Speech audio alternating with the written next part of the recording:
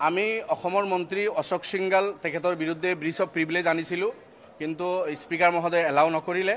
আপোনালোকে জানে তেখেতে আজিৰ পৰা কেইদিনমান আগত তেখেতৰ সমষ্টিত ৰাজহুৱাভাৱে ঢেকীয়াজুলিত তেখেতে ৰাজহুৱাভাৱে কিছু জনগণৰ সন্মুখত তেখেতে কৈ আছিল যে মিয়া জনগোষ্ঠীৰ লগত মই 100% নাই, তোমালোকেও সেইসকলৰ লগত উঠা বহা কৰিলে, তোমালোকৰ লগতো মই নাই, তেনেকৈ তেখেতে প্ৰভোগ কৰি আছিল বাকী আমাৰ জনগণৰ প্ৰতি। আৰু তেখেতে এই কথাত সমৰ্থনো দিয়া নাছিল, এইসকলে হাত চাপৰি দিয়া নাছিল। তেখেতে পিছত কৈ আছিল যে তোমালোকে হাত চাপৰি নিদিলা যে বেয়া পাইছা নেকি, তোমালোকে জবৰদস্তি হাত চাপৰি ল'ব লগা হৈছে। আমাৰ সাতাম পুৰুষে অসমত ঐক্য সংহতি আছে, অসমত বসবাস কৰা অসমীয়া বিভিন্ন জাতি জনগোষ্ঠী আপোনালোকে জানে, মিচিং, মৰাণ, মটক, ৰাভা, গাৰো, বড়ো, মিয়া, বঙালী, অসমীয়া এই সব মিলি বৃহত্তৰ অসমীয়া জাতি। গতিকে অসমীয়া জাতিৰ বিভিন্ন জাতি জনগোষ্ঠীৰ মাজত আমাৰ ঐক্য সংহতি আছে, ভাতৃত্ববোধ আছে। সিদিনা অসমৰ বাহিৰৰ পৰা আহি তেখেতে আজি অসমৰ মন্ত্ৰীৰ গাদীত বহি আমাৰ এই ভাতৃত্ব আৰু ঐক্য সংহতি বিনষ্ট কৰিব বিচাৰিছে। সংবিধানৰ শপত খাই তেখেতে মন্ত্ৰিত্বৰ চকীত বহিছে। তেখেতে ঈশ্বৰৰ নামত শপত খাই কৈছিল যে মই বিদ্বেষমূলক কোনো কথা নকওঁ, মই প্ৰৰোচনামূলক কোনো কথা নকওঁ, পক্ষপাতিত্বমূলক কোনো আচৰণ নকৰোঁ। কিন্তু তেখেতে ঈশ্বৰৰ নামত যি শপত লৈছিল তেখেতে নিজৰ শপত ভংগ কৰিছে। মন্ত্ৰিত্বৰ চকীত থকাৰ যোগ্যতা তেখেতে হেৰাইছে।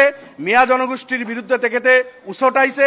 মিয়া 1 কোটিৰো অধিক জনসংখ্যা থকা এটা জনগোষ্ঠী, সকল মিয়া যিসকলক অসমীয়া তেখেতসকলে মিয়া বুলিও কয়, সেইসকলৰ বিৰুদ্ধে তেখেতে ষ্টেণ্ড লৈছে।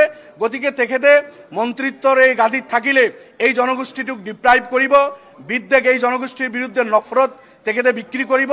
তাৰ কাৰণে আমি ব্ৰিজ অফ প্ৰিভিলেজ আনিছিলোঁ আৰু তেওঁৰ পদত্যাগ দাবী কৰিছিলোঁ, কিন্তু দুৰ্ভাগ্যবশতঃ আমাৰ এইটো এলাউ কৰা নহ'ল। হয়, সদন এডজাৰ্ণ হৈছে।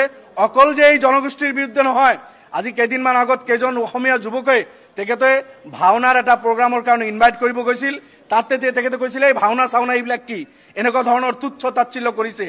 আমি আমাৰ গুৰুজনা শংকৰদেৱ তেখেতৰ লগত সম্পৰ্ক থকা এই ভাওনা অসমীয়া জাতীয় জীৱনত সংস্কৃতিৰ এটা অংশ, এই ভাওনাকো তেখেতে তুচ্ছ তাচ্ছিল্য কৰিছে। গতিকে অসমীয়া কলা কৃষ্টি সংস্কৃতি নজনা এইজন মানুহ সিদিনা হাৰিয়ানাৰ পৰা আহি অসমৰ মন্ত্ৰিত্বৰ গাদীত বহি অসমীয়াক অপমান কৰিব, এইটো সহ্য কৰা নহয়। আৰু বিজেপিৰ যিটো শ্লোগান আছিল সবকা সাথ সবকা বিকাশ, এই শ্লোগানৰ বিৰুদ্ধে গৈ তেখেতে অসমৰ 1/3 পপুলেশ্যন থকা এটা জনগোষ্ঠীৰ বিৰুদ্ধে তেখেতে মাত মাতিছে। সেই জনগোষ্ঠীৰ বিৰুদ্ধে তেখেতে থিয় হৈছে। গতিকে তেখেতে ওথ ভংগ কৰাৰ কাৰণে তেখেতে স্বেচ্ছাই ৰিজাইন কৰিব লাগে। ন্যূনতম লাজ থাকিলেও তেখেতে ৰিজাইন কৰিলেহেঁতেন আজি আমাৰ এই ব্ৰিজ অফ প্ৰিভিলেজ অনাৰ পিছত। আমি অপেক্ষা কৰিম।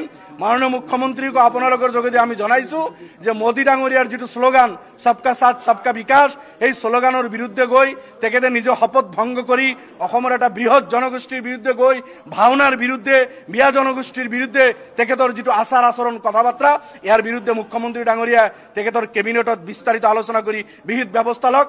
আৰু আমি অপেক্ষা কৰিম এইজন অযোগ্য মন্ত্ৰী, ঈশ্বৰৰ নামত শপত খাই শপত ভংগ কৰা ব্যক্তি তেখেতে ৰিজাইন কৰিব লাগে। আৰু আমাৰ ঐক্য সংহতি বিনষ্ট কৰিব আমি কোনোপধ্যেই নিদিওঁ। অসমীয়া আমি মিলিজুলি অসমখন আগুৱাই লৈ যাম। তাৰ কাৰণে আমি ব্ৰিজ অফ প্ৰিভিলেজ আনিছিলোঁ, কিন্তু দুৰ্ভাগ্যবশতঃ আমাক আজি এক্সপেল কৰিছে ডেপুটি স্পিকাৰে। আৰু আমি আপোনালোকৰ যোগেদি এই প্ৰতিবাদ জনাইছোঁ। ব্ৰিজ অফ প্ৰিভিলেজ আমি যোৱাকালি ছাবমিট কৰিছোঁ। ৰুল মানে যি ৰুলৰ আণ্ডাৰত আনিব লাগে আমি আনিছোঁ।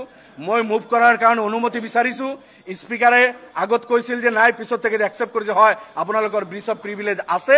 তাৰপিছত মই কথাখিনি চামহাও স্পিকাৰে মোক ক'বলৈ দিছিল, কিন্তু আমাৰ ব্ৰিজ অফ প্ৰিভিলেজটো তেখেতসকলে একচেপ্ট নকৰিলে। তাৰ কাৰণে আমি প্ৰতিবাদ কৰিছোঁ।